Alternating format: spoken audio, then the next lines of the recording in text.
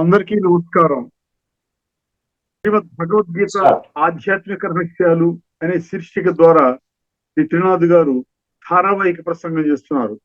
వారి ధారావాహిక ప్రసంగంలో ఈ రోజు 294వ ప్రసంగం చేస్తున్నారు. శ్రీ త్రినాథ్ గారికి స్వాగతం. నమస్కారం. శ్రీమద్ భగవద్గీత ఆధ్యాత్మిక రహస్యాలు ఈ కార్యక్రమాన్ని వీక్షిస్తున్నటువంటి సోదర సోదరులందరికీ హార్దిక స్వాగతం. శ్రీమద్ భగవద్గీతలోని ఆధ్యాత్మిక రహస్యాలు తెలుసుకోవటం వల్లండి మన భౌతిక జగత్తులో, ధార్మిక జగత్తులో, భక్తి మార్గంలో ఏవైతే మనము శాస్త్రాల్లో ఉటంకించినటువంటి శ్లోకాలను మనం చదువుకుంటూ ఉన్నామో దానిని మనం ఏం చేస్తామంటే ప్రతి ఒక్క శ్లోకము నా జీవితాన్ని ఎలాగ ప్రభావితం చేస్తుంది. ఇప్పటి వరకు ఈ కోణంలో ఎవరు ఆలోచించలేదు. ఎన్నో చెప్తున్న శ్లోక శుక్లాంబరధరం విష్ణు అంటాము, లేకపోతే ఈ విధంగా విఘ్నేశ్వరుడి యొక్క దండకం పెడతాము, లేకపోతే హనుమాన్ చాలీసా చెప్పుకుంటాము, లలిత సహస్రనామం, విష్ణు సహస్రనామము. అర్థమైందండి. ఏదైనా మీరు సుందరకాండ, ఏ లెక్చర్ అయినా మీరు తీసుకోండి, అది నా జీవితాన్ని ప్రభావితం చేస్తున్నదా, చేయటం లేదా, ఇది ముఖ్యం అన్నమాట. చెయ్యటం లేదు అంటే అది కేవలం మీరు వింటున్నారు, చదువుకుంటున్నారు, కానీ ఇది నా జీవితాన్ని ఉద్ధరించడానికి పనికిరాదు. అంతే కదండి అర్థం. జీవితాన్ని ఉద్ధరించడం అంటే ఏంటి? ఆత్మలో జన్మ జన్మలుగా చేసిన నీచ నికృష్ట భ్రష్ట కర్మల ఫలితంగా పేరుకుపోయిన ఏంటంటే తమో ప్రధాన సంస్కారాలని సాత్వికంగా పరివర్తన చేసుకో. ఇది చెయ్యాలండి. ఇది చెయ్యకపోతే మనకున్న ఆనందం కేవలం ఒక జన్మకి పరిమితం. అర్థమైందండి. ఇది ధార్మిక జగత్తులో మనం అది ఫోకస్ చేయట్లేదు. ఫలానా మంత్రం చెప్తున్నారా, మంత్రం ద్వారా నాకేమర్థమవుతుంది, నేనేం చెయ్యాలి, ఏం చేయకూడదు. మన జీవితాన్ని ప్రభావితం చేసుకునేటువంటి విధంగా వెళితేనే మన ఆత్మ సంస్కరించబడుతుంది. ఎందుకంటే రోజులు గడుస్తున్న కొద్దీ మన ఆయుష్ తగ్గుతుంది. మనం భలే చాలా వృద్ధులు అవుతున్నాము, పెద్దవాళ్ళం అవుతున్నాము, సీనియర్ సిటిజన్స్ అంటున్నారు, గౌరవిస్తున్నారు. భలే ఆ విధంగా ఉంటే ఉండొచ్చు. కానీ మనం ఇంకొక విషయం గుర్తించవలసింది ఏంటిది, మన ఆయుష్ తగ్గుతుంది. మనం ఒక 30 సంవత్సరాలు వేస్ట్ చేసామంటే 30 సంవత్సరాలు మళ్ళీ కొత్తగా రాదు కదా. 100 సంవత్సరాలు బ్రతుకుతాం అనుకోండి, ఎందుకు ఆయుష్ తగ్గించుకోవడం. ఇప్పటికి 70 సంవత్సరాలు, 72 సంవత్సరాలకు వచ్చాను. కొంతమంది 75, 76, 80, 90కి వచ్చారు. సో ఇప్పటి వరకు నేను వేస్ట్ చేసుకున్నాను అంటే ఎంత వేస్ట్ చేసుకున్నారో ఇప్పుడు అంత ర్యాపిడ్ గా దాన్ని కాంపన్సేట్ చేసుకోవాలి. ఇంకా నేను వేస్ట్ చేసుకుంటాను అంటే, ఇంకా క్యాజువల్ గా ఉంటాను అంటే, కేవలం భగవంతుడు అంటే విశ్వాసానికి మాత్రమే పరిమితం చేసుకుంటానంటే ఎలా కుదురుతుందండి? భగవంతుడు ఉన్నాడా లేడా, ఉంటే ఎక్కడున్నాడు, ఆయన నామము, రూపము, దేశము, కాలము, గుణాలు, కర్తవ్యాలు, వారికి మనకి సంబంధం ఏమిటి, ఎలాగ ఆయనతో కనెక్ట్ అవ్వాలి, ఇవన్నీ ప్రశ్నలు మనకు ఉదయించాలి కదా. ఎందుకు ఉదయించడం లేదు? ధార్మికంలో ఉదయించదు.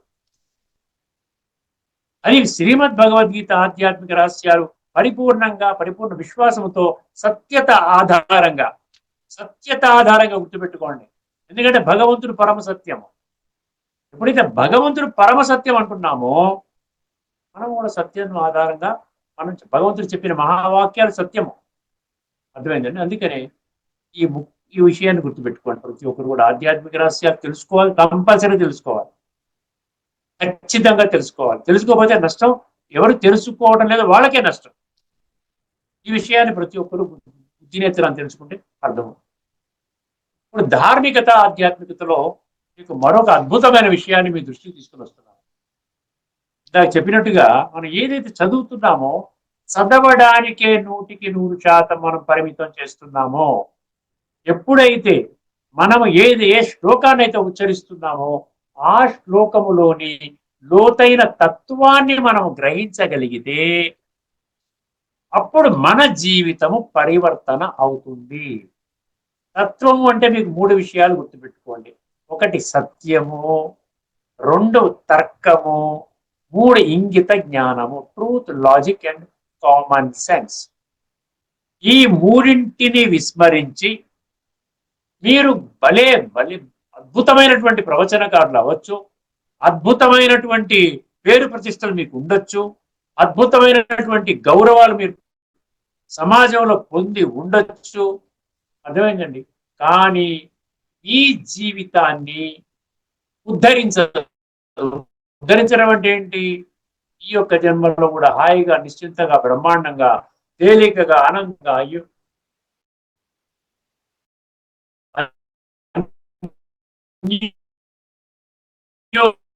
అన్యోన్యంగా అందరితో కూడా కలివిడిగా పడేస్తుంది. అర్థమైందండి? అహం అంటే నేను సహకారం, అహం సహకారం అంటే అహంకారం. ఏ భ్రాంతిలో ఉన్నటువంటి ప్రతి బాడీ కాన్షియస్నెస్ లీడ్స్ టు ఇగో. ఇప్పుడు మీకు జాగ్రత్తగా వింటే చాలా నిజంగా మీరు చాలా అద్భుతంగా మీ జీవితాన్ని పరివర్తన చేసుకోవడానికి అవకాశం ఉంది. ఎందుకంటే భక్తి వేరు కాదు, భక్తి వేరు, జ్ఞానం వేరు అనకండి, రెండు ఒకటే. భక్తిలో అంధవిశ్వాసము, ఇక్కడ మూడో నేత్రం తెరుచుకుంటున్నాం, అక్కడ మూడో నేత్రం తెరవండి. మీకు ఎంత యాక్యురేట్ గా మీరు అర్థం చేసుకోగలుగుతారు? ఒకసారి ఈ శ్లోకాన్ని వినండి. ఇది భజగోవింద శ్లోకాలు అనే పరంపర ఉన్నాయి, 12, 14 వస్తాయి. తర్వాత వారి శిష్యులు కొన్ని రాశారు, యాడ్ మొత్తం 24, 30. అది ముఖ్యమైనది, నా సంఖ్య ముఖ్యం కాదు. భజగోవింద శ్లోకం ఆదిశంకరాచార్య విరచితం. ఆదిశంకరాచార్యులు అంటే ఎంతో విశ్వాసం ఉంది, ఎంతో భక్తి ఉంది. నిజంగా వారి పరంపరలో ఉన్నటువంటి గురువులు ఎవరైనా వచ్చినా కూడా కొన్ని వేల లక్షల సంఖ్యలో అందరూ అటెండ్ అవుతారు. వివిఐపీస్ లాంటి వాళ్ళు కూడా వచ్చి వాళ్ళ పాదాభివందనం చేసి ఆశీర్వాదాల కోసం లైన్ కడతారు. అటువంటి భజగోవింద శ్లోకాల్లో 9వ నంబర్ శ్లోకం మీ దృష్టి తీసుకొని వస్తున్నాను. 9వ నంబర్ గుర్తుపెట్టుకుని రాసుకోండి. భజగోవింద శ్లోకాలు వర్స్ నంబర్ 9 అని కొట్టండి, మీకు వచ్చేస్తుంది. ఒకసారి జాగ్రత్త వినండి. శ్లోకం ముందు చెప్తాను, 4 పంక్తులు ఉన్న శ్లోకం చెప్తాను, తర్వాత దాని అర్థం చెప్తే మీరు నిర్ఘాంతపోతారు. సత్సంగత్వే నిస్సంగత్వం, నిస్సంగత్వే నిర్మోహత్వం, నిర్మోహత్వే నిశ్చలతత్వం, నిశ్చలతత్వే జీవన్ముక్తి. ఎంత అద్భుతంగా ఉందండి. అంటే ఆదిశంకరాచార్యులు గారు ఏమి వేరే చెప్పలేదండి, భగవద్గీతలో లేనటువంటి తత్వాన్ని చెప్పలేదు. భగవంతుడు పలికిన మహావాక్యాల యొక్క సారాంశాన్ని ఈ 4 పంక్తుల్లో పెట్టేశాడు. గీతా సారాంశాన్ని ఏమంటున్నాడు? ఒక్కసారి పదవిచ్ఛేదన చేద్దామండి. సత్సంగత్వే అంటే సత్సాంగత్యం అంటే ఏమిటి? భగవంతుడు సత్యము, సో భగవంతుడి సాంగత్యమే సత్యం, ఇంకా ఏది సత్యం కాదు. ఎందుకంటే ఇన్ని విన్నప్పటికీ కూడా, ఇన్ని శాస్త్రాలు, ఇన్ని ప్రవచనాలు, ఇన్ని విధాల పూజలు, పునస్కారాలు, యజ్ఞాలు, యాగాలు, జపాలు, తపాలు, నోములు, వ్రతాలు ఇన్ని చేస్తున్నప్పటికీ కూడా మనం ఒక సత్య మార్గంలోకి ప్రయాణించడం లేదు అంటే మనము భగవంతుణ్ణి కనెక్ట్ చేయలేకపోతున్నాం. సత్సాంగత్యం అంటే ఏంటంటే ప్రతిరోజు కూడా నేను ఆత్మని, ఇది సత్యము. ఆత్మల తండ్రి పరమాత్మ, ఇది సత్యము. భగవంతుడు ఒక్కరే, ఇది సత్యము. భగవంతుడితో మనం మనసు బుద్ధి ద్వారా సంబంధాన్ని జోడించాలి. మయ్యర్పిత మనోబుద్ధి యోమద్భక్త సమే ప్రియ, 12వ అధ్యాయం 14వ శ్లోకము. అటువంటి భక్తుడు నాకు చాలా ఇష్టం అని చెప్పి ఆయన గొంతు చించుకొని చెప్తున్నాడు కదా భగవంతుడు. మయ్యర్పిత మనోబుద్ధి యోమద్భక్త సమే ప్రియ. వాళ్ళు అలాంటప్పుడు దాన్ని ఎందుకు మనం నిర్లక్ష్యం చేస్తున్నావు? అందుకనే సత్య సాంగత్యం అంటే భగవంతుడు చెప్పినటువంటి గీతలో 574 శ్లోకాలలో చెప్పినటువంటి సంపూర్ణ సత్యమైన ఆధ్యాత్మిక జ్ఞానము. అంటే నేను ఆత్మని, నా తండ్రి పరమాత్మ. ఆత్మలు ఈ విధంగా దేహాల్ని తీసుకుంటూ పెడుతూ ఈ కాలచక్రంలో పరిభ్రమిస్తూ ఉంటారు. పూర్తిగా కుళ్ళిపోయిన తర్వాత పరమాత్మ ఒక సాధారణ వృద్ధ మానవ శరీరం ఆధారంగా ఈ విధంగా ఈ సృష్టిలో అవతరించి వారు సత్యమైన మార్గాన్ని మనందరికీ చెప్తారు. ఎందుకంటే మనం దేహభ్రాంతిలో కూరుకుపోయాం. సో సత్సంగత్వే అప్పుడు ఏమవుతుందంటే నిస్సంగత్వం అంట.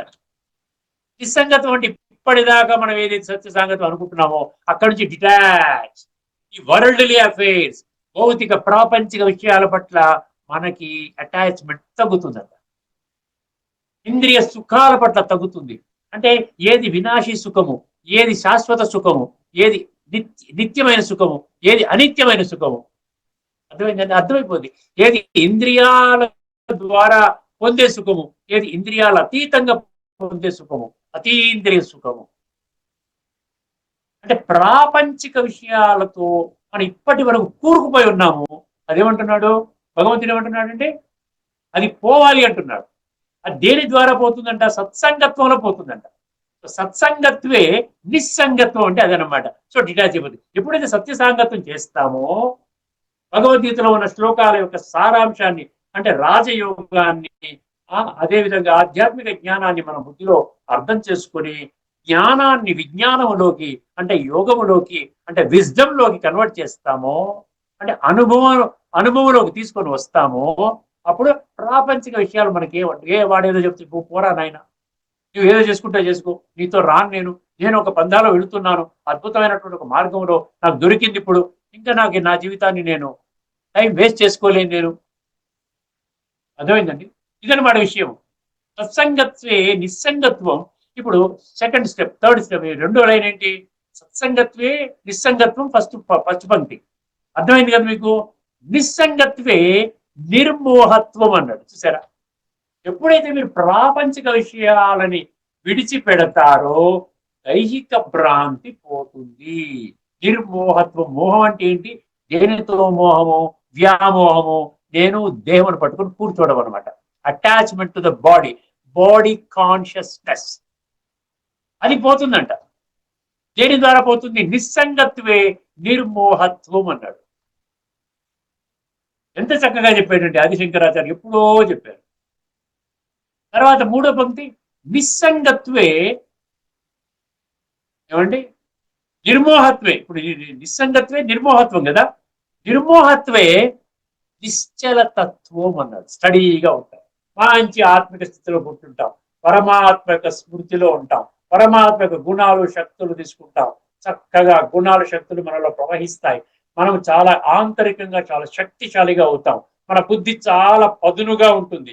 ఏది చెయ్యాలి, ఏది చెయ్యకూడదు, ఏ మార్గం కరెక్ట్, ఏ మార్గం కరెక్ట్ కాదు అని ఏ గురువు గారిని అడగాల్సిన పని లేదు, ఏ గ్రంథములో చూడవలసిన పని లేదు. మనకే ఒక 70 mm స్క్రీన్ లో స్పష్టమవుతుంది. నిర్మోహత్వే నిశ్చల తత్వం అన్నాడు. అక్కడ తత్వం అని పదం వచ్చింది చూసారా? తత్వం ఇంపార్టెంట్ అండి. తత్వాన్ని విడిచిపెడితే మనకి ఏ పురోగతి లేదండి. తత్వాన్ని విడిచిపెట్టడం అంటే ప్రపంచంలో ఉన్న సంపూర్ణ జ్ఞానాన్ని ఏంటండి అర్థం చేసుకుంటాం, కానీ అందులో ఆ జ్ఞానములో మనని మనము బయట పెట్టుకుంటాం, మనకి సంబంధం లేకుండా చేసుకుంటాం. ఇప్పుడే తత్వం అంటే తత్వం. తత్ అంటే అది, త్వం అంటే నీ కొరకే, అది నీ కొరకే, అది నీ కొరకే, అది నీ కొరకే. నీ పక్కవాడి కొరకు కాదు, నీ భార్య పిల్లల కొరకు కాదు, నీ కొరకే. తత్వం అంటే తత్వం, తత్ ప్లస్ త్వం. నిర్మోహత్వం నిశ్చలతత్వం. ఆఖరిది ఏమన్నాడు? నిశ్చలతత్వే జీవన్ముక్తి అన్నాడు. ఇంకేం కావాలండి? జీవన్ముక్తి అంటే స్వర్గంలో అడుగు పెట్టడం, అంటే జీవించి ఉండగానే ముక్తావస్థని అనుభవం చేయటము. అంటే శరీరంలో ఉన్నప్పటికీ కూడా అశరీరీ స్థితిని అనుభవం చేసి ఆత్మిక స్థితిలో ఉండటం. కేవలము ఈ శరీరాన్ని వాడుకోవటానికి మాత్రమే వాడుకుంటాం, కానీ ఒరిజినల్ స్టేటస్ ఏదైతే ఉందో ఆత్మిక స్థితిలోని నిరంతరం గడుపుతాం. భగవద్గీతలో ఇదే చెప్పింది కదండి. భగవద్గీతను వేరే చెప్పిందా? ఆదిశంకరాచార్య గారు వేరేమని చెప్పారా? అక్కడ మనం ఏం చేస్తున్నాం? బుద్ధినేత్రాన్ని ఊచుకుంటున్నాము, చదువుకుంటున్నాము, తప్పట్లు కొడుతున్నాము. పెద్దవాళ్ళ గురువులు వాళ్ళు ఎక్స్ప్లెయిన్ చేస్తుంటే చాలా తప్పట్లు కొడుతున్నాం, పాట కింద పాడుకుంటున్నాం, కీర్తన కింద పాడుకుంటున్నాం, కానీ అది మన జీవితాన్ని పరివర్తన చేయలేదు. అందుకనే తత్వం అనే పదం వాడాడు ఇక్కడ. ఒకసారి శ్లోకాన్ని జాగ్రత్తగా మళ్ళీ వినండి. సత్సంగత్వే నిస్సంగత్వం, నిస్సంగత్వే నిర్మోహత్వం, నిర్మోహత్వే నిశ్చల తత్వం, నిశ్చల తత్వే జీవన్ముక్తి. ఇదండి ఆధ్యాత్మికంగా మనం ప్రతిదండి భక్తి మార్గంలో మీరు ఏ శ్లోకాన్ని చదువుతున్నారో దానిని మీరు తత్వం ఆధారంగా చదువుకుంటే అది మీ జీవితాన్ని పరివర్తన చేస్తుంది. అదే భగవద్గీత చెప్పింది. భగవద్గీత ఏంటి? ఆచరణకి ప్రాధాన్యత ఇవ్వండి, అనుభవానికి ప్రాధాన్యత ఇవ్వండి. అంతేగాని చదవడం దేనికి? చదవడం అర్థం చేసుకోవడానికి. అర్థం చేసుకోవడం దేనికి? అర్థం చేసుకొని అనుభూతి చేయడానికి. అనుభూతి దేనికి? అనుభవంలోకి తీసుకుని రావడానికి, అంటే మన జీవితంలో జీవించడానికి అన్నమాట. ఇదన్నమాట ముఖ్య విషయము. ఇప్పుడు మనం అసలైన విషయానికి వచ్చేద్దాం. ఇది ఒక విషయం చెప్పాను మీకు. ఇలాంటి మరికొన్ని విషయాలు మళ్ళీ మీ దృష్టికి రాబోయే ఎపిసోడ్స్ లో మీకు ధార్మికము ఆధ్యాత్మికం అంటే ఏమిటో అన్న సంగతి మీకు తెలియజేస్తాను. ఇప్పుడు ఒక ముఖ్యమైన విషయం చెప్తున్నాను. మనం త్యాగం యొక్క సాత్విక, రాజసిక, తామసిక అంటే ముందుగా తామసిక చెప్పడం జరిగింది, తర్వాత రాజసం చెప్పి రాజస త్యాగం అని చెప్పింది, తర్వాత మూడవది సాత్వికం చెప్పారు. ఇక దీంతో ఆగట్లేదు. చూసారా భగవంతుడు ఎన్ని కోణాల్లో చెప్తున్నాడు. దీంతో ఆగొచ్చు కదా, ఆగట్లేదు. అసలైన త్యాగి యొక్క లక్షణాలు ఏమిటి? మనకు ఒక లక్షణం తెలిసింది.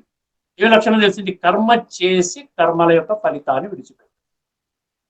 దీన్ని కొంచెం కర్మల గురించి ఇక్కడ 2 కేటగిరీస్ ఆఫ్ కర్మల్ని చెప్తున్నాడండి. 2 కేటగిరీస్ ఆఫ్ కర్మల్ని చెప్తున్నాడు ఈ శ్లోకంలో, చెప్పబోయే శ్లోకంలో. అప్పుడు దాన్ని బట్టి అతను నిజంగా త్యాగినా కాదా అన్న సంగతి మీకే అర్థమవుతుంది. జాగ్రత్తగా వినండి ఇప్పుడు ఒకసారి. అది 18వ అధ్యాయంలోని 10వ శ్లోకం. 18వ అధ్యాయంలోని 10వ శ్లోకం. మన 18వ అధ్యాయంలో ఆల్మోస్ట్ 1 నుంచి 1, 2, 3, 4, 5, 6, 7, 8, 9 అన్ని అయిపోయాయి. 10 దానికి వచ్చింది. చూద్దాం ఇన్ని ఎంతవరకు తీసుకెళ్తామో, భగవంతుని ఎంతవరకు తీసుకెళ్తారో అంతవరకు తీసుకెళ్తాం. ఒకసారి శ్లోకాన్ని వినండి. 18వ అధ్యాయంలోని 10వ శ్లోకం. అద్వేష్ట్య కుశలం కర్మ కుశలేనానుసజ్జతే త్యాగి సత్వసమావిష్టో మేధావి చిన్న సంశయ. ఇది శ్లోకం. అద్వేష్ట్య కుశలం కర్మ కుశలేనానుసజ్జతే త్యాగి సత్వసమావిష్టో మేధావి చిన్న సంశయ. అర్థమైందండి. ఇక్కడ త్యాగి యొక్క లక్షణాలు చెప్తున్నాడండి. త్యాగి అనేవాడంటే సాత్విక త్యాగం తర్వాత వచ్చిన శ్లోకం ఇది. 18వ అధ్యాయంలో 9వ శ్లోకంలో సాత్విక త్యాగం గురించి చెప్పాడు. నువ్వు కర్మ చెయ్యి, నియత కర్మ చెయ్యి, ఫలితాన్ని విడిచిపెట్టు, అది సాత్విక త్యాగం. అర్థమైంది. దాని కంటిన్యూషన్ లో ఇంకా కొంచెము ఆ త్యాగం అనే పాయింట్ మన బుద్ధిలో కూర్చునేలాగా చేస్తున్నాడు. ఒక్కసారి జాగ్రత్తగా వినండి. పదవిచ్ఛేదం చేస్తే ఇంకా మీకు స్పష్టమవుతుంది. ఇక్కడ ముఖ్యంగా 2 విషయాలు చాలా కీలకం అండి. 2 విషయాలు కీలకం. ఒకటి, ఇక్కడ కర్మలని 2 విధాలుగా విభజించాడు. కర్మలని 2 విధాలుగా విభజించాడు. ఒకటి కుశల కర్మలు అన్నాడు, రెండవది అకుశల కర్మలు అన్నాడు. 2 కర్మలే, కుశల కర్మలు, అకుశల కర్మలు. అర్థమైంది. ఇప్పుడు కుశల కర్మలు అంటే ఏమి, కుశల కర్మలు అంటే ఏమి, అకుశల కర్మలు అంటే ఏమి తెలుసుకున్నాం అనుకోండి, మీకు ఈ శ్లోకంలో తత్వం ఈజీగా బోధపడిపోతుంది. అర్థమైందండి. నద్వేష్టి అకుశల కర్మ, నద్వేష్టి అకుశల కర్మ, అకుశలం కర్మ, నద్వేష్టి అకుశలం కర్మ. అంటే అకుశల కర్మలను ద్వేషించాడంట, కుశల కర్మల్ని పట్టుకొని కూర్చోడంట. నాకు కుశల కర్మలు అంటే ఇష్టమైన కర్మలు. ఇప్పుడు మామూలుగా ఏ ఒక్క సంస్థనేనండి ఏదన్నా వాలంటీర్స్ ఉన్నారనుకోండి, ప్రతి సంస్థకి వాలంటీర్స్ ఉంటారు. మీరు ఎక్కడికైనా వెళ్ళండి, ఏ సంస్థకైనా ఆధ్యాత్మికం అనండి, ధార్మికం అనండి. అర్థమైందండి. మేము అమెరికాలో వెళ్ళినప్పుడు కూడా మంచి దేవాలయంకి వెళ్ళాం, చాలా పెద్దది, అది స్వామినారాయణుల దేవాలయం. అందులో చాలా మంది వాలంటీర్స్ ఉన్నారు. అర్థమైందండి. అక్కడ క్యాంటీన్ లాంటిది పెట్టి అక్కడ అందరికీ కూడా మంచి మంచి ఆంధ్ర టిఫిన్స్, దోశలు, పెసరెట్లు అవన్నీ ఇస్తున్నారు. పెద్ద క్యూ, చాలా మంది వచ్చారు. అందరూ కొంతమందితో నేను మాట్లాడాను కూడా. వాలంటీర్ అండి, ఈ విధంగా చేస్తున్నాము, ఎప్పుడైతే మాకు సేవ ఉంటుందో పిలుస్తారు వాళ్ళు, మేము వస్తాము, చేస్తున్నారు. ఈ వాలంటీర్స్ లో ఈ 2 రకాల భావాలు ఉంటాయంట. ఈ కర్మలు కుశల కర్మ, అకుశల కర్మ అంటే అన్నిట్లో కూడా. ఇప్పుడు రాజయోగ సంస్థలో కూడా 2 రకాల కర్మలు ఉంటాయి.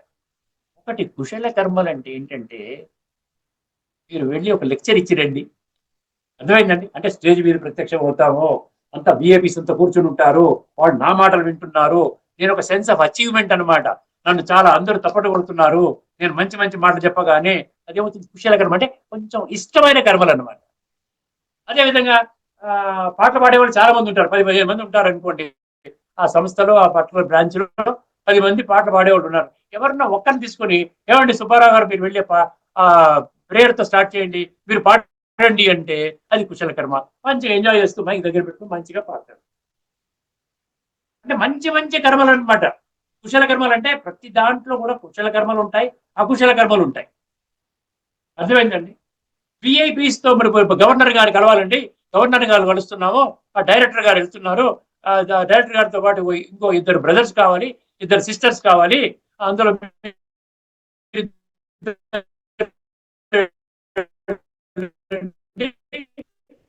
మీరిద్దరు వెళ్ళండి, మిగతా వాళ్ళంతా ఇచ్చేవాడిని, గవర్నర్ గారితో ఫోటో దిగేవాడిని, ముఖ్యమంత్రితో ఫోటో దిగేవాడిని. మిగతా వాళ్ళు ఎట్లా ఫీల్ అవుతారు, కొంచెం ఫీల్ అవుతారు, నాకు ఇవ్వలే ఛాన్స్ అది. ఎందుకంటే 100 మందిని తీసుకెళ్లరు కదా, గవర్నర్ కాదు లిమిటెడ్ గా 2 3 4 వేస్తారు. అది ఎవరికి వచ్చింది, దొరికినప్పుడు ఏమవుతుంది, ఆ ఆ ఛాన్స్ తీసుకున్నటువంటి ఏమవుతుంది, కొంచెం గర్వం ఫీల్ అవుతాడు. అమ్మో నన్ను మా డైరెక్టర్ గారు ముందు పెట్టారు, మా ఇన్ఛార్జ్ గారు ముందు పెట్టారు. కుశల కర్మలు చెప్పడం కోసం చెప్తున్నా. అకుశల కర్మలు అంటే ఏమిటి, అకుశల కర్మలు అంటే ఏమిటి ఏమంటే, ఇప్పుడు ప్రోగ్రామ్ ఉంది, స్టేజ్ సెట్టింగ్ ఉంది, మీరు స్టేజ్ డెకరేషన్ చేయండి. అబ్బా నాకెందుకు ఇచ్చారమ్మండి స్టేజ్ డెకరేషన్, నేను ఎక్కడ చేస్తానండి. లేకపోతే ఈ కుర్చీలు అన్నీ ఉన్నాయి, ఒక 5,000 కుర్చీలు ఉన్నాయి, ఇక అన్ని కుర్చీలు తీసుకొని మీకు టీం ఇస్తున్నా, ఒక 5 టీం ఇస్తున్నా, మీరు అన్ని కుర్చీలు క్లీన్ చేయండి.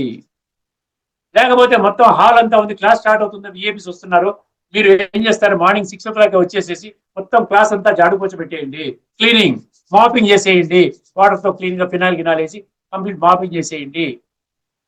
లేకపోతే మీరు బాత్రూమ్లు కడగండి, లేకపోతే కిచెన్ లోకి వెళ్ళిపోయి కాయగూరలు కట్ చేయండి.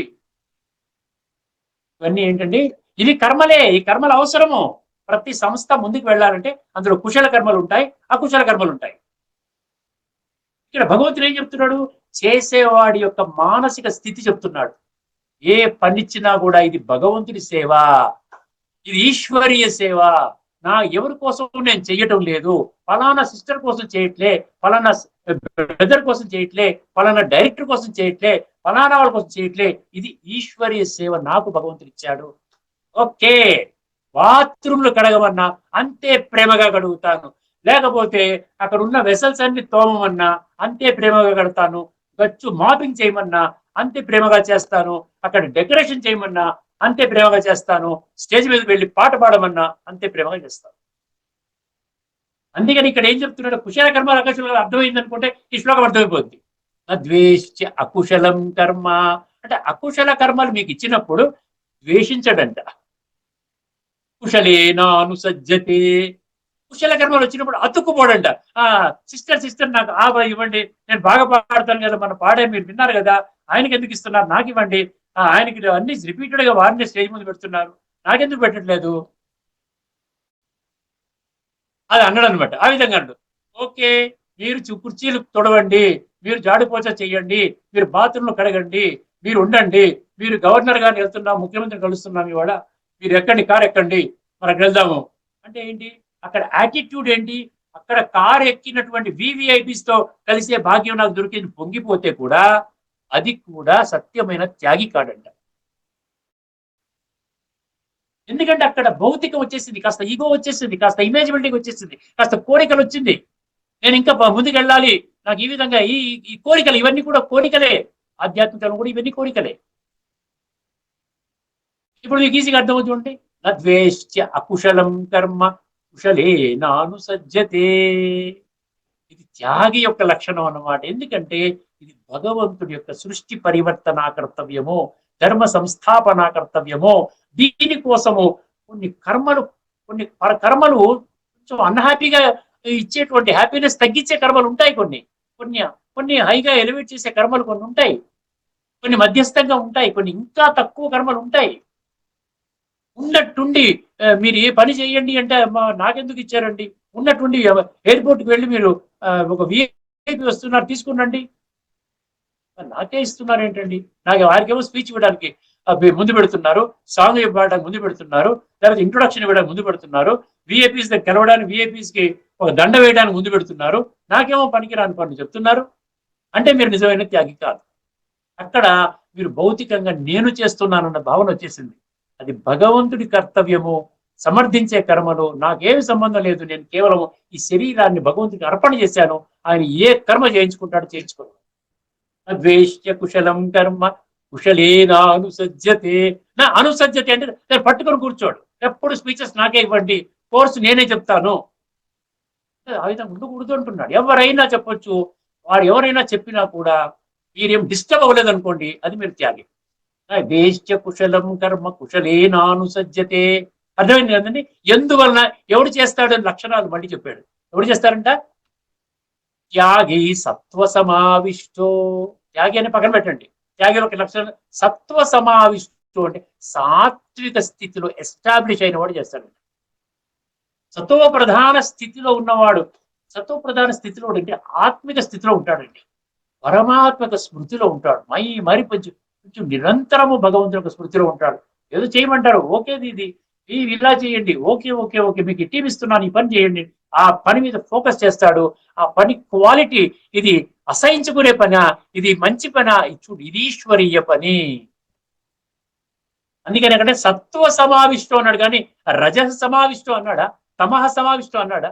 సత్వ సమావిష్టో. అటువంటి వాడంట సాత్వికములో ఉన్నటువంటి వాడు మేధావి అన్నాడు.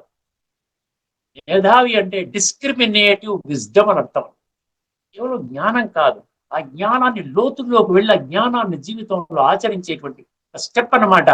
అది దాని ఏమంటారు, మేధస్సు, ఆ బుద్ధి, వివేక శక్తి, విచక్షణా శక్తి, power of discrimination, power of judgement. ఆ విధంగా చేస్తాడు. అటువంటి వాడే చేస్తాడు. సత్వ సమావిష్టు, వాడు మేధావి. ఇంకొకటి వాడు రెండో లక్షణం ఏంటి, సత్వ గుణంలో ఉన్నటువంటి వాడు అసలైన త్యాగి యొక్క రెండవ లక్షణం ఏంటంటే చిన్న సంశయ అన్నాడు. చిన్న సంశయ అంటే సంశయాల నివృత్తి చేసుకుంటాడు ఆటోమేటిక్. ఎందుకంటే ఇప్పుడు ఆత్మిక స్థితిలో ఆ విధంగా బాడీ కాన్షియస్నెస్ నుంచి సోల్ కాన్షియస్నెస్ లోకి ఎప్పుడైతే వెళ్తాడో ఆటోమేటిక్ గా నేను ఆత్మని, ఇది నా శరీరము, శరీరానికి తల్లిదండ్రులు ఉన్నట్టే ఆత్మకి తండ్రి పరమాత్మ భగవంతుడు, ఆయనతో కనెక్ట్ అయ్యి ఆయన ధర్మ సంస్థాపన కర్తవ్యాన్ని చేస్తున్నాడు. కాబట్టి నేను ఆ కర్తవ్యములో నేను ఒక సమిధగా ఉన్నాను, ఒక సహయోగిగా ఉన్నాను, ఒక బిడ్డగా ఉన్నాను. ఆ విధంగా అర్థం చేసుకున్నటువంటి సత్వ గుణ సంపన్నుడే నిజమైన త్యాగి. అర్థమైందండి శ్లోకం యొక్క తత్వం ఇదనమాట. నద్వేష్ట్య కుశలం కర్మ కుశలేనానుసజ్జతే. తర్వాత ఏమన్నాడు, త్యాగి సత్వ సమావిష్టో మేధావి చిన్న సంశయ. ఇప్పుడు ఒకసారి గీత పుస్తకంలో ఏమిచ్చారో, భాష్యకారులు ఏమిచ్చారో చూసుకుందామండి. దాంతో ఈ కార్యక్రమాన్ని సంపన్నం చేసుకుందాం. ఇది 18వ అధ్యాయంలోని 10వ శ్లోకం. చాలా ఇంపార్టెంట్. ఎంత ఎంత ప్రిసిషన్ తో భగవంతుడు చెప్తున్నాడో చూసారా, ఎంత డీప్ గా చెప్తున్నాడు భగవంతుడు చెప్తున్నాడు. అంటే సంస్కార పరివర్తన అంటే ఆధ్యాత్మిక జగత్తులో కూడా ప్రతి ఒక్కరి పరీక్షలు వస్తాయి. ఆ పరీక్షల్ని తేలికగా పాస్ అవ్వాలి అంటే మనం ఎంతవరకు సత్వ సమావిష్ట స్థితిలో ఉండాలి. Established in the stage of సత్వ, హైయెస్ట్ వెళ్ళిపోవాలంటే సోల్ కాన్షియస్నెస్ లోకి వెళ్ళిపోవాలి, గాడ్ కాన్షియస్నెస్ లోకి వెళ్ళిపోవాలి. అర్థమైందండి? అన్ని గుర్తొచ్చేస్తాయి అప్పుడు. అమ్మో ఇది ఆఖరి జన్మ, ఈ శరీరం ఆఖరిది, కాలచక్రంలో అంతిమ సమయం, ఎప్పుడైనా విజిల్ వచ్చేస్తుంది, ఎప్పుడైనా ఫుల్ స్టాప్ వచ్చేస్తుంది, అక్కడి వరకు నేను చేసిన కర్మ ఆధారంగానే నాకు భావి జన్మ దొరుకుతుంది, వర్తమానంలోని సౌఖ్యం దొరుకుతుంది. ఇవన్నీ కూడా చాలా క్లారిటీతో ఉంటాడనమాట. సత్వ సమావిష్టు మేధావి చిన్న సంశయ. ఇప్పుడు జాగ్రత్తగా ఈ శ్లోకం వినండి. ఇందులో భాష్యకారులు ఏమి రాసుకున్నారు. అకుశల కర్మలను ద్వేషింపని వాడు. అర్థమైందండి? మీరు జాడు పోతా చేసేయండి, హాలంతా సాయంకాలం విఐపీస్ వస్తున్నారు, మీరు ఇద్దరు ఉన్నారు మీకు తోడిస్తున్నాము, మీరు ముగ్గురు కలిసి మొత్తం అంతా జాడుపోచ పెట్టేయండి. భలే ఆయన is excellent speaker, excellent faculty, excellent person భలే. కానీ భగవంతుడు టెస్ట్ చేస్తాడు. నీకు ఈగో ఎంత ఉంది, ఈగో పోయిందా, బాడీ కాన్షియస్నెస్ లో ఉన్నావా, సోల్ కాన్షియస్నెస్ లో ఉన్నావా, టెస్ట్ చేస్తాడు. అప్పుడు ఒకసారి నేను చేయనండి, జాడుపోచా ఇవన్నీ చేయటం, నేను చేయటం ఏంటండి, నేను వివిఐపీస్కి లెక్చర్స్ ఇస్తున్నాను కదా, ఎక్కడెక్కడో వెళ్ళి తిరుగుతున్నాను, నన్ను తీసుకెళ్లి జాడుపోచా చేయమంటారు, కారు తీసుకెళ్లి డ్రైవింగ్ చేసి ఏదో చేయమంటారు, లేకపోతే బాత్రూంలో లెట్రిన్ క్లీన్ చేయమంటున్నారు, నేను చేయనండి అంటే ఏంటి, అక్కడ యు ఆర్ నాట్ సత్వ సమావిష్టో. అకుశల కర్మలను ద్వేషింపని వాడు, కుశల కర్మల యందు ఆసక్తి కలిగి ఉండని వాడు. పట్టుకొని కూర్చోవడంలో కుశల కర్మలు అంటే ఎప్పుడు నాకే ఇవ్వండి, స్పీచెస్ నేనే ఇస్తాను, ఎప్పుడు పాటలు నేనే పాడతాను, ఎప్పుడు కూడా విఐపీస్తో నన్నే కల్పించండి, కుశల కర్మ. దాని మీద ఆసక్తి లేదు. కుశల కర్మ అసలు అకుశల కర్మ సంబంధమే లేదు. ఏదైనా భగవంతు ఈశ్వరుని కార్యక్రమం, ఈశ్వరుని ధర్మ సంస్థాపన కర్తవ్యం. కుశల కర్మల యందు ఆసక్తి కలిగి ఉండని వాడు శుద్ధ సత్వగుణ యుక్తుడు, సంశయ రహితుడు, చిన్న ఏమన్నాడంటే అక్కడ చిన్న సంశయం అంటే సంశయాన్ని నివృత్తి చేసుకునేవాడు, బుద్ధిమంతుడు, మేధావి అన్నాడు కదా, వివేక శక్తి, బుద్ధిమంతుడు అయిన వాడు నిజమైన త్యాగి. త్యాగి యొక్క మరొక లక్షణం ఇంకేమన్నా ఉంటే రాబోయేటువంటి ఎపిసోడ్ లో చూద్దామండి. ఇక్కడితో ఈ చర్చను ముగించుకుందాం. మరొక అద్భుతమైనటువంటి శ్లోకంలో తత్వాన్ని మీకు తదుపరి ఎపిసోడ్ ముందు తీసుకుని వస్తాను. అంతవరకు సెలవు. అందరికీ నమస్కారం. సంస్థ